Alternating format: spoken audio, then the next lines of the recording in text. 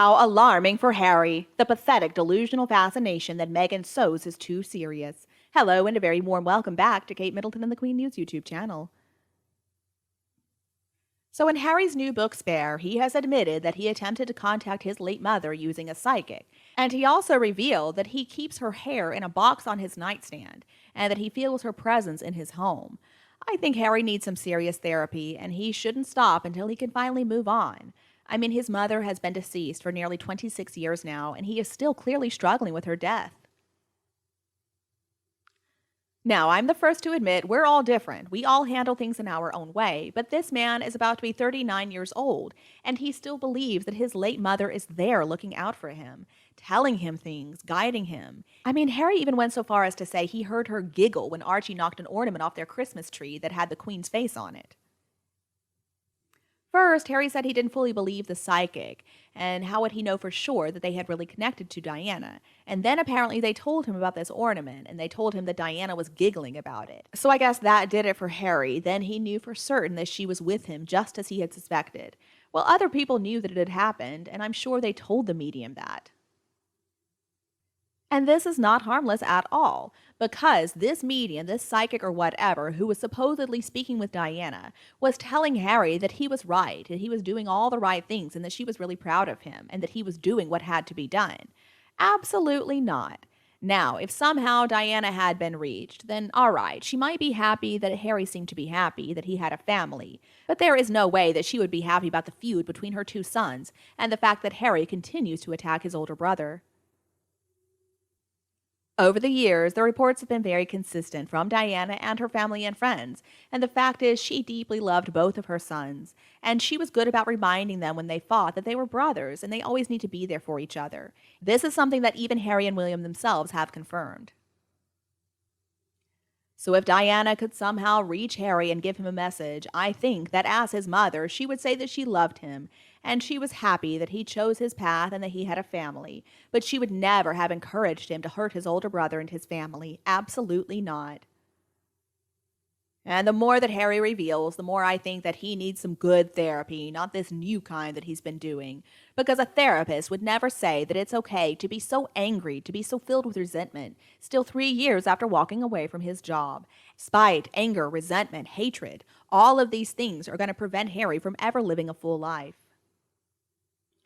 Harry talks about being jealous that William got the bigger bedroom at Balmoral, even though the fact is a lot of older children have a bigger bedroom than their younger siblings.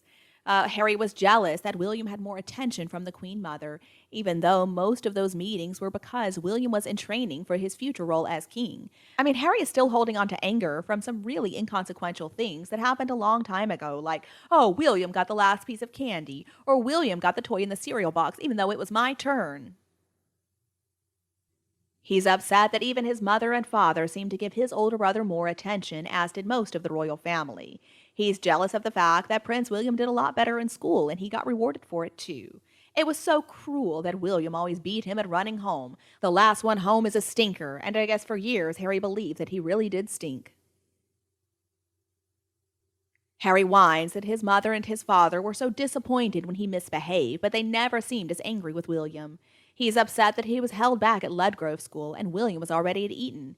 And then, when Harry passed on the next year, William had already been there for 3 years, and he didn't want to spend time with his little brother. Harry claims that he was so hurt that his brother said no hanging out with him and his older friends.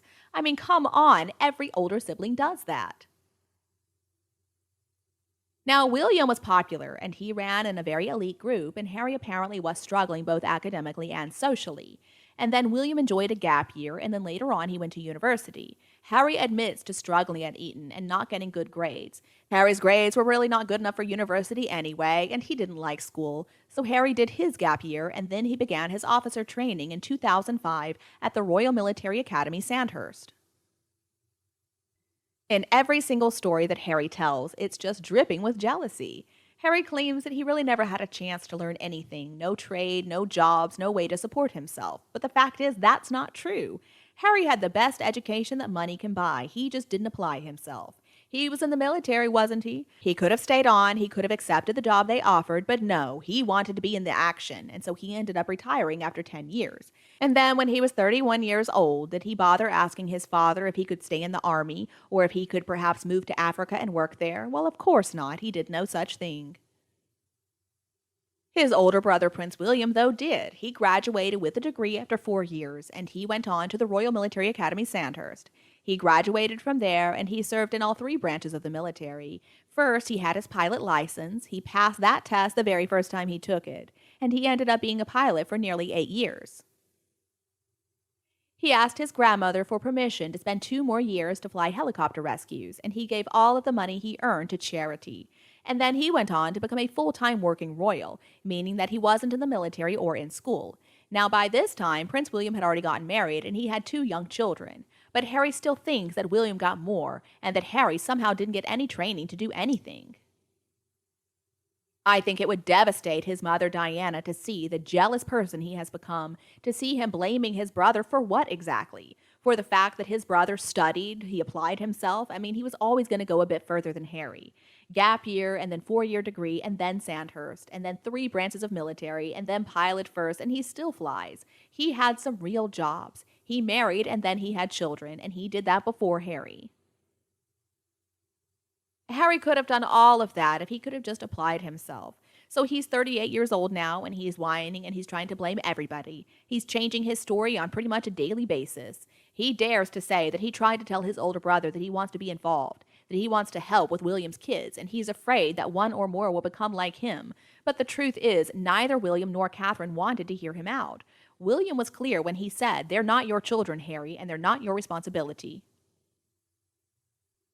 So if it's true that the presence of Diana really is there, that the medium can speak with her and really does, if it's true that Meghan really did touch his mother's gravestone at her burial site and ask her to help her and guide her in the right direction, and that Meghan and Harry both feel that she did that and still does it, well, the two of them are absolutely off their rockers. This is just too much. I mean, if Diana were still living, or if somehow it's possible to communicate with her in the afterlife, there is no way that she would say it's appropriate for Meghan and Harry to teach William and Catherine about how to raise their kids. Diana did not put up with anybody telling her how to raise her children, whether it be her family or nannies. So I'm sure she would tell Harry, "No, you are 100% wrong. You go on and live your life, but you have no right to say that you think you should be involved in helping William and Catherine's kids. Focus on your own children."